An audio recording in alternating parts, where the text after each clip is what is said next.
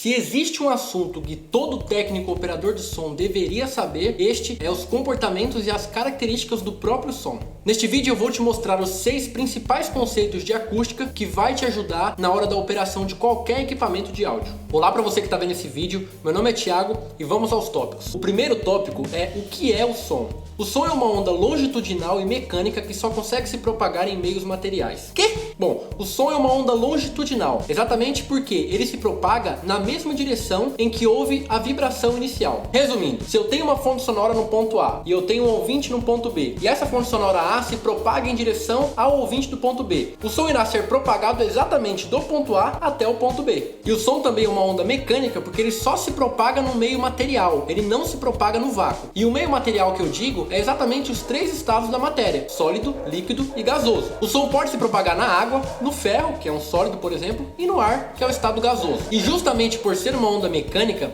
ocorre o deslocamento da matéria. No nosso estudo de acústica, nós vemos a propagação do som ao ar livre, no ar. E no ar, esse deslocamento da matéria é exatamente as partículas e moléculas de ar. Você está vendo na tela agora essa imagem que mostra exatamente a representação gráfica embaixo de uma onda sonora, que é chamada de uma senoide, e em cima, o que acontece com as moléculas de ar à medida em que essa onda é propagada de uma parte para outra. Você pode ver que existem compressões e descompressões das moléculas de ar à medida que essa onda sonora se propaga no ar livre. Essa senoide é muito utilizada nos conceitos gerais de acústica. É importante que nós entendamos como ela funciona e como ela é representada graficamente para a gente entender os próximos conceitos. Você pode ver que a senoide tem um pico, que é o topo da onda, ponto mais alto, e tem o vale, que é o fundo da onda, que é o ponto mais baixo. E no meio dela nós temos o eixo. Grave bem essa representação gráfica da onda sonora, que ela vai ser muito útil para os próximos 5 tópicos. O segundo tópico é a amplitude do som. A amplitude, na teoria, é a distância entre o eixo da onda sonora até o seu ponto mais alto, exatamente como está aparecendo na imagem aí agora. Quanto maior for a amplitude de uma onda sonora, mais forte, mais intenso é o som. E isso está relacionado com o volume e intensidade desse som. Ou seja, se temos uma onda com uma amplitude muito grande, nós temos um som muito forte, com muito volume. Consequentemente, se eu tenho uma onda com uma amplitude menor, nós dizemos que nós temos um som fraco, com pouco volume. A escala que nós utilizamos para medir a intensidade e a amplitude de uma onda sonora é a escala em dB/SPL. dB/SPL por si só já é um vídeo à parte, mas nesse primeiro momento é importante que nós nos atentemos para essa unidade de medida. Nós podemos dizer que quanto menos dB/SPL, menos amplitude a onda tem, consequentemente menos volume. E quanto mais dB/SPL, mais amplitude a onda tem e consequentemente mais volume. Nós podemos delimitar a faixa audível do nosso ouvido como indo de 0 até próximo de 130, 140 decibéis, onde 0 é o limiar da audição e 130, 140 já é o limiar da dor, já está um som fortíssimo, absurdo, como a turbina de um avião, por exemplo.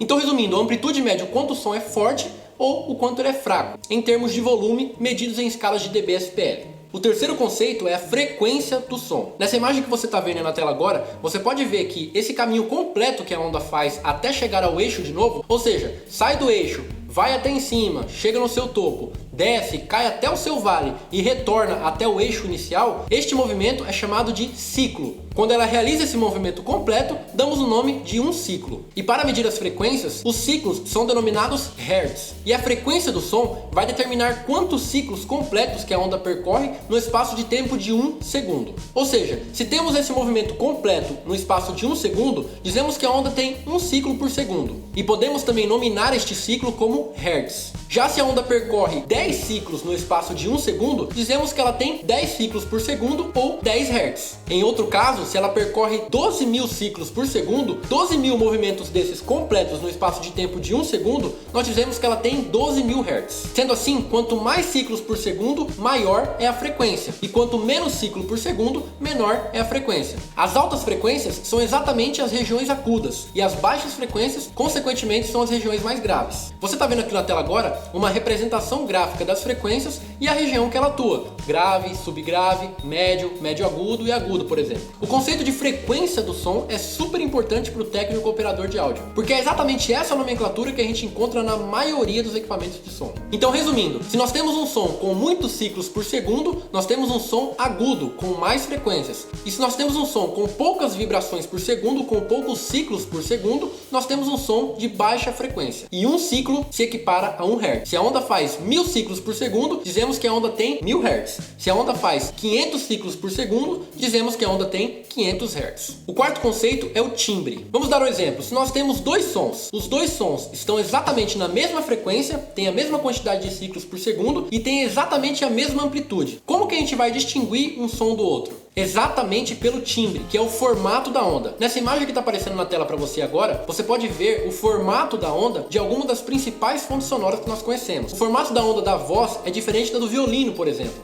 Então, por mais que nós tenhamos dois sons na mesma frequência e no mesmo volume, nós conseguimos distinguir exatamente pelo formato da onda sonora. É por isso que quando tocam um violino e uma flauta, e ambos na frequência de 400 Hz, por exemplo, e ambos com a mesma intensidade, a gente consegue distinguir o que é o violino e o que é uma flauta, exatamente pelo formato das suas respectivas ondas. O quinto conceito é a velocidade do som. Para você descobrir a velocidade do som, você aplica a fórmula velocidade do som é igual a 20,06 vezes a raiz quadrada da temperatura mais 273 metros por segundo. Tiago, mas nem que me pague eu decoro isso. Fica tranquilo que tu não precisa decorar isso daí. Até porque a única variável que nós temos nessa fórmula é a temperatura. E mesmo assim, a variável não implica diretamente de uma forma estrondosa e uma variação muito grande de velocidade. Vamos dar um exemplo. Uma temperatura média de 21 graus, independente da frequência e da intensidade da onda sonora, o som vai se propagar numa velocidade média de aproximadamente 344 metros por segundo. Nesse caso,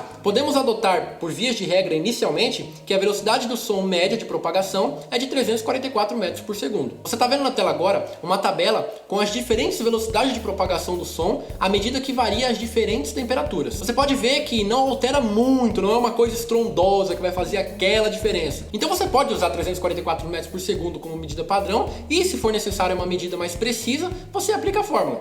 Se você não anotou a fórmula, volta o vídeo um pouquinho e copia ela. É muito útil, pode acreditar. E o sexto e último conceito é a fase. Fase é tempo e tempo é fase. Não tem sentido falarmos de fase se estamos falando apenas de um som. Nós usamos a fase como uma medida comparativa entre dois ou mais sons. Resumindo, vamos dar um exemplo. Nós temos dois sons com a mesma frequência e com a mesma amplitude. Porém, esses dois sons vão ser reproduzidos por duas fontes sonoras diferentes, a fonte sonora A e a fonte sonora B. A fonte sonora A reproduz esse som exatamente no segundo 23. A fonte sonora B reproduz o mesmo som, só que no segundo 25. Nesse caso, a fonte sonora A vai começar a propagar o som antes da fonte sonora B. Aqui começa em 23 segundos, aqui começa em 25 segundos. Nós dizemos que nós temos uma diferença de fase entre essas duas ondas. E o que isso resulta lá na frente? Quando essas ondas se somam, nós temos ou um som maravilhoso ou um som horrível. Exatamente porque, se duas fontes sonoras reproduzem um som de mesma frequência e de mesma amplitude exatamente no mesmo tempo, esses dois sons se acoplam e aumentam a sua intensidade. Ou seja, ele se torna mais forte, mais encorpado. Porém, se duas fontes sonoras reproduzem um som de mesma frequência e de mesma intensidade em tempos diferentes, nós temos o que chamamos de cancelamento de som quando essas ondas se somam. Você está vendo na tela agora 3 exemplos de somas de ondas sonoras. No primeiro exemplo, as duas ondas, quando foram somadas, acoplaram-se umas às outras e estavam exatamente no mesmo tempo. Nesse caso, o som se intensificou. No segundo exemplo, você pode ver que as ondas são de mesma frequência e amplitude, porém estão sendo reproduzidas em tempos diferentes. E isso gera um cancelamento de fase, que é exatamente a perca parcial daquele som. E no terceiro exemplo, você vê a soma de duas ondas com mesma frequência e mesma amplitude, porém em tempos diferentes. Isso significa que o topo de uma onda se somou com o vale dessa outra onda. E quando nós somamos positivo com negativo, o resultado é um cancelamento, é o zero.